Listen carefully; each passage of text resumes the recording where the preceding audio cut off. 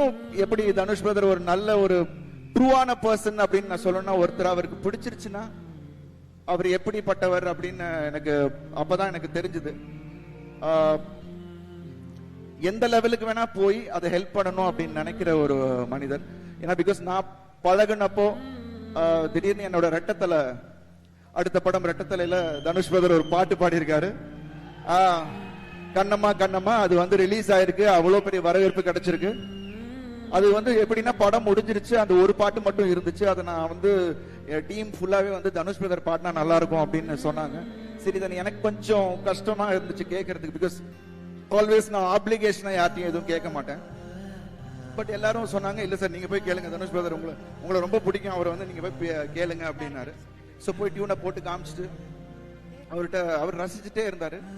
அப்புறம் டியூனை போட்டு, இல்ல பிரதர் நீங்க பாடினா நல்லா இருக்கும், பண்றேன் பிரதர் அப்படின்னாரு. உடனே எப்படி நான் அவருக்கு பண்றேன்னு சொன்னனோ, ஸோ அதுக்கு அவர் பதில் சொன்ன விஷயம் பாருங்க, நீங்க எனக்கு பண்ணிருக்கீங்க, நான் உங்களுக்கு பண்ண மாட்டேனா அப்படின்னாரு. So that was a wonderful gesture brother. Thank you so much.